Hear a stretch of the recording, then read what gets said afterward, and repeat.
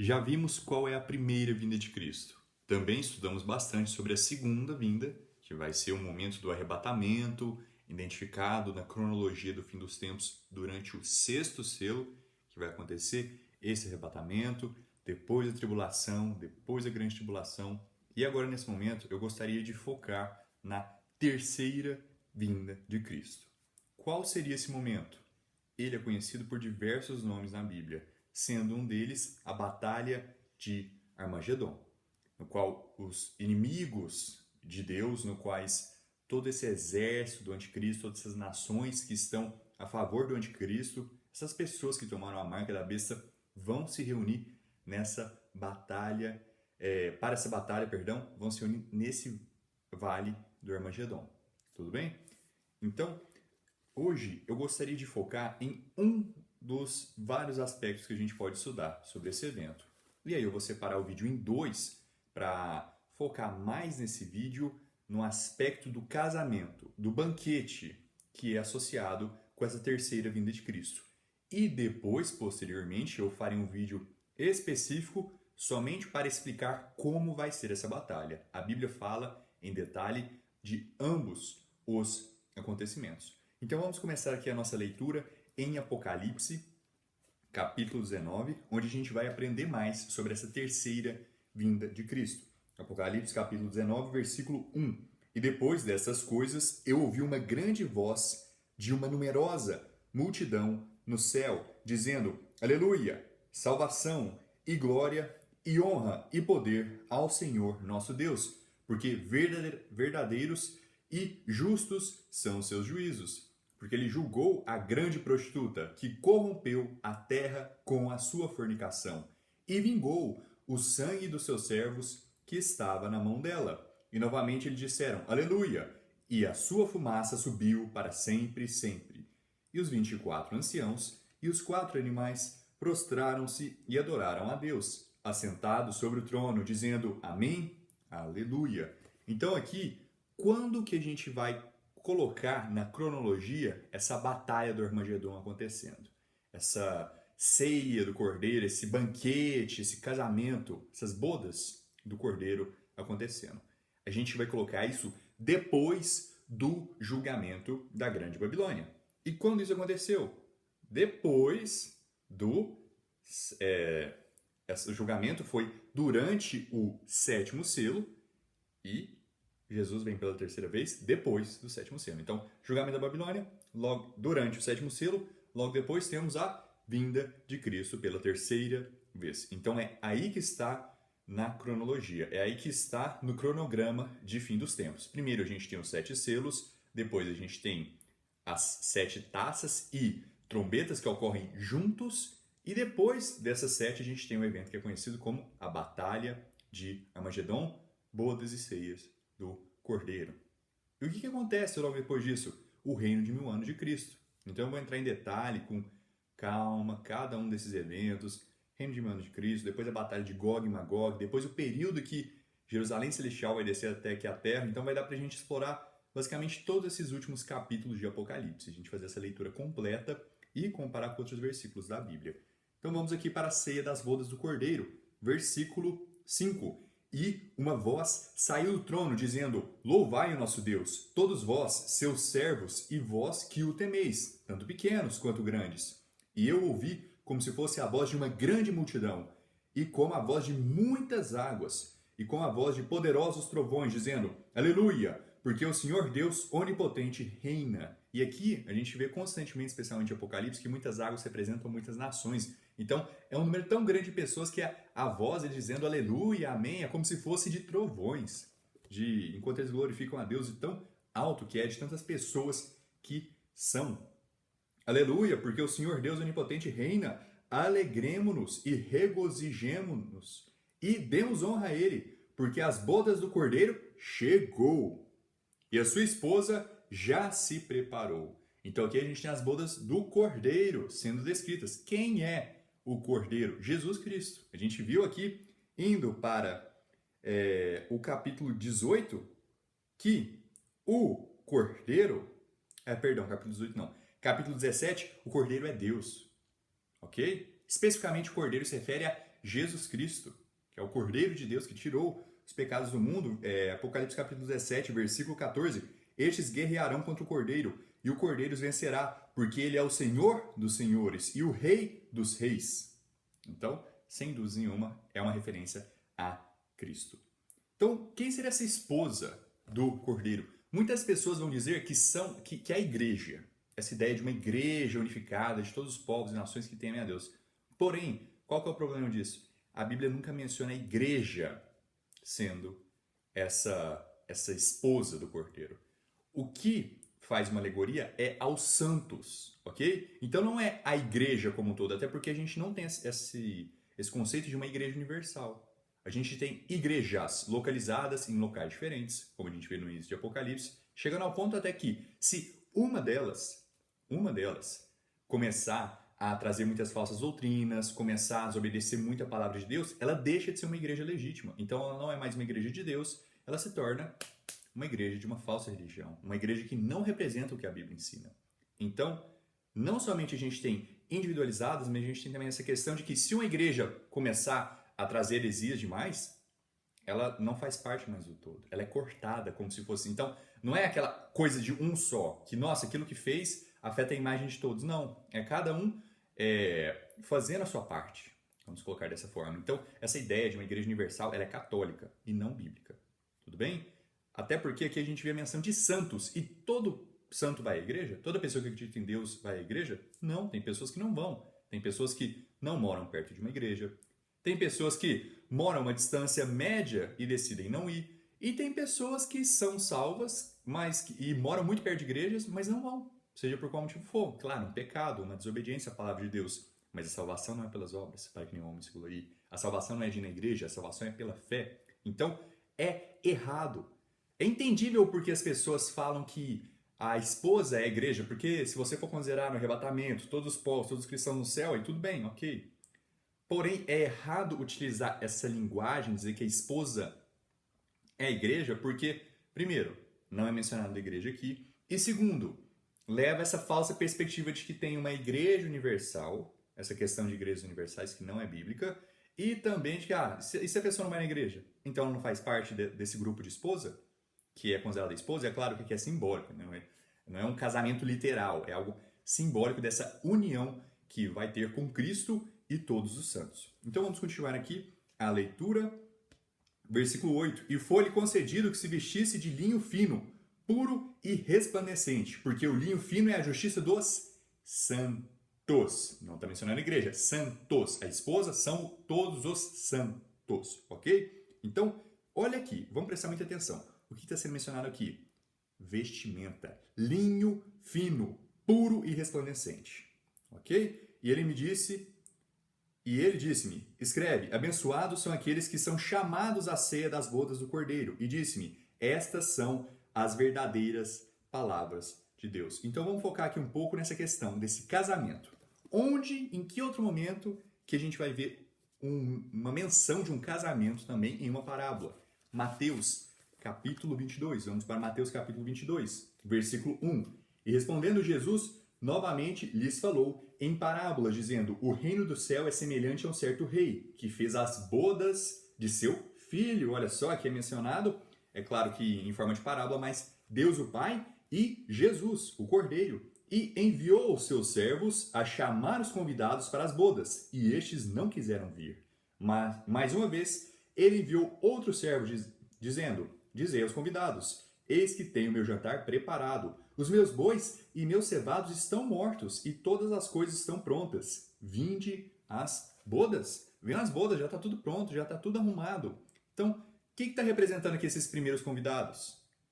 Os israelitas, os judeus, o povo que é descendente segundo a carne de Abraão, mas que rejeitou a Cristo. Ele veio para os seus e os seus não o receberam. E esse convite aqui, ele representa um convite para o quê?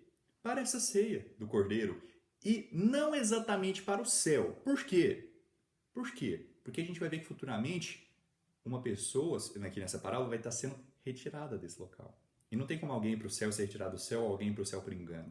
Então, o que isso representa mais é a salvação como um todo. E o evento que vai acontecer na salvação, que é não somente ir para o céu, mas também que vai ter esse reino aqui na terra de 1000 anos de Cristo, e antes disso, a ceia da boda do Cordeiro. Tudo bem? Então é mais especificamente para isso que está se referindo. Não é à toa que o linguajar é muito parecido de vestimenta e de casamento. Então, vamos continuar aqui. Mas eles, fazendo pouco caso, seguiram seus caminhos, um para a sua fazenda, outro para o seu negócio. E os outros tomaram os seus servos, os maltrataram e mataram. Muito parecido também com a parábola que Jesus fala da vinheira, que tinham o pessoal cuidando, aí o dono das vinhas foi viajar e mandou os servos, eles apedrejaram, bateram em alguns, depois ele enviou o próprio filho, matou o filho. É muito parecido com essa analogia. Não é à toa que os servos são pegos, eles os maltratam e os matam. Mas ouvindo disso o rei, irou-se e enviando os seus exércitos, destruiu aqueles assassinos, incendiou a sua cidade. Então ele diz aos servos: as bodas estão preparadas, está tudo pronto, mas os que foram convidados não eram dignos. E depois as estradas, e convidai para as bodas todos quantos encontrardes. E os servos, saindo pelas estradas, ajuntaram todos quantos encontraram, tanto maus como bons. Olha só, a salvação não é baseada no quão bom você é. Pode ser uma pessoa que tem muitos pecados na vida dela, pode ser uma pessoa que não tem tantos, mas o fato é que todos somos pecadores e estamos privados da glória de Deus. É um ótimo versículo para falar de salvação e de pegar o evangelho de porta em porta. Ide, pois, as estradas e convidai para as bodas todos quantos encontrardes. E o casamento ficou cheio de convidados. Indo aqui para o versículo 10, versículo 11. E o rei, entrando para ver os convidados, viu ali um homem que não estava com veste de casamento. E é aqui onde demonstra que isso não é o céu. Não está falando especificamente do céu. Por mais que seja próximo, questão de salvação. Se a pessoa é salva, ela vai para o céu. Ok? Mas tem também a ressurreição, o corpo glorificado que está associado com a salvação. Tem também o reino de 1000 anos de Cristo e a ceia do Cordeiro, que precede o reino de 1000 anos de Cristo. Então, a gente tem aqui esse indivíduo que não tem a veste de casamento. Qual é a veste de casamento? É o que a gente lê no capítulo 19. Foi-lhe concedido que se vestisse de linho fino, puro e resplandecente, porque o linho fino é a justiça dos santos. Então, é a justiça dos salvos. E olha que interessante, se a gente for para Isaías, capítulo 64, a gente vai ver outra menção de vestimenta. Isaías 64, versículo 6. Todos nós, porém, somos como uma coisa impura, e todas as nossas justiças são como trapos imundos. As nossas justiças são como trapos imundos. As nossas próprias obras são como trapos imundos, manchadas pelas nossas iniquidades, pelo nosso pecado. Porém, a justiça que é imputada em nós, quando acreditamos em Jesus Cristo, quando confiamos nele de todo o nosso coração, de toda a nossa alma, a gente recebe essa vestimenta de linho fino, puro. Okay? Isso é um simbolismo da salvação. Essa vestimenta simboliza a salvação. Quando a gente crê, a gente não está mais vestido com esses trapos sujos que são nossas próprias obras. A gente não está mais confiando nas nossas próprias obras, a gente está confiando em Cristo, na justiça de Cristo. Por isso a gente é justificado. Por isso que o sinônimo para salvos é justos, eleitos. Muitos são chamados, mas poucos são escolhidos. Quais são os escolhidos? Os que aceitam a salvação, os que aceitam crer em Jesus. Deus quer que todos venham. Deus convida a todos, mas poucos são os que aceitam. Poucos são os que querem ir, os que querem acreditar. Tudo bem? Então tem outro momento também onde a gente vai poder ver essa menção muito similar nessa menção também, que é em Zacarias, sobre vestimenta. Zacarias. Então vamos aqui para Zacarias, é o penúltimo livro antes do Novo Testamento. Zacarias, indo aqui para o capítulo 3, versículo 1. E ele me mostrou Josué, o sumo sacerdote, posicionado diante do anjo do Senhor, e Satanás de pé, à sua direita, para se lhe opor. Satanás é o acusador. E o Senhor disse a Satanás: o Senhor te repreenda. Ó Satanás, o Senhor que escolheu Jerusalém te repreenda. Não é este um tição tirado do fogo? Ora, Josué, vestido de roupas sujas, olha só, muito parecido com trapos imundos, estava de pé diante do anjo.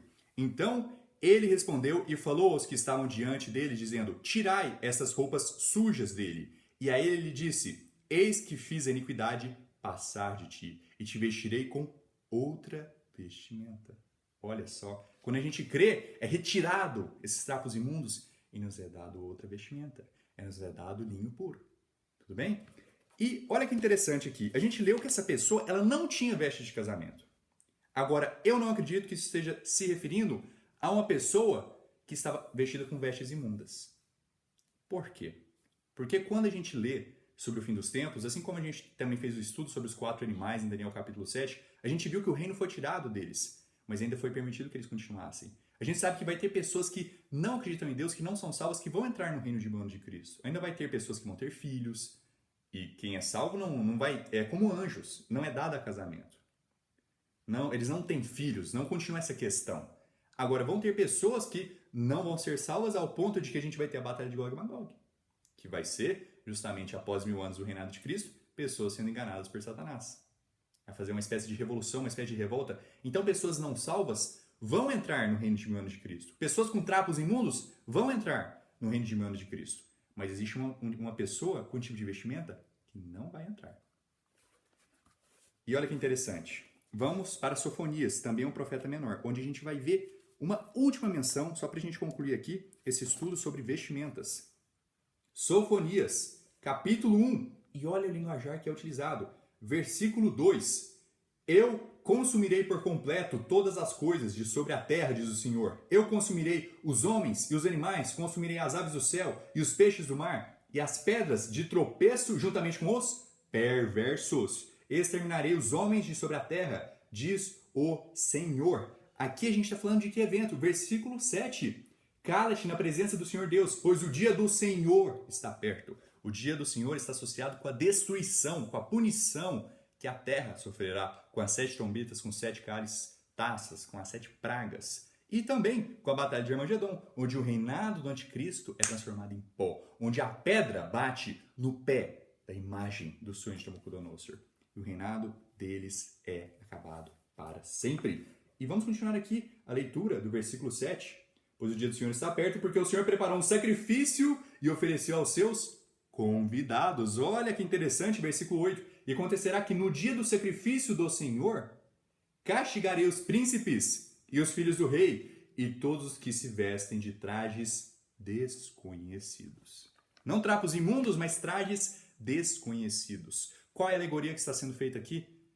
Linho fino, os filhos de Deus, os salvos, os eleitos. Trapos imundos, os não salvos. Aqueles que estão perdidos, aqueles que não acreditam em Deus. E qual que é aqui essas vestes estranhas, essas vestes desconhecidas? Os filhos de Belial, os reprovados. Se alguém tem alguma dúvida sobre o que é essa pessoa, veja os vídeos anteriores da série que eu fiz especificamente sobre esses termos relacionados com reprovados.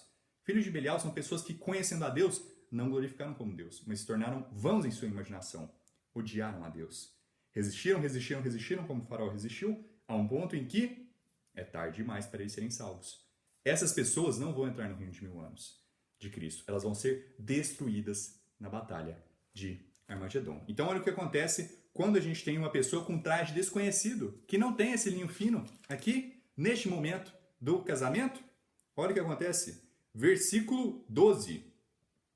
E ele disse-lhe: amigo, como entraste aqui não tendo veste de casamento? E ele emudeceu. Então disse o rei aos servos: amarrai os seus pés e mãos, levai-o embora e lançai-o nas trevas exteriores. Ali haverá pranto e ranger de dentes, porque muitos são chamados, mas poucos são escolhidos. Trevas exteriores é o inferno. Essa pessoa aqui, que estava com vestes estranhas, é o que, como aconteceu em Sofonias, vão ser destruídas naquele dia. Todo aquele que estiver com uma veste estranha. Aquele que estiver lá, no reino de 1000 anos de Cristo, começando o reino de 1000 anos de Cristo, preparado nessa bodas. A gente está preparando essa bodas do Cordeiro. E tem essa pessoa com trajes desconhecidos, ela vai ser aniquilada. Ela vai ser destruída. Não vão entrar reprovados no reino de 1000 anos de Cristo. Pessoas não salvas vão, pessoas com trapos imundos vão entrar. Pessoas salvas, claro que vão também, e vão reinar junto com Cristo.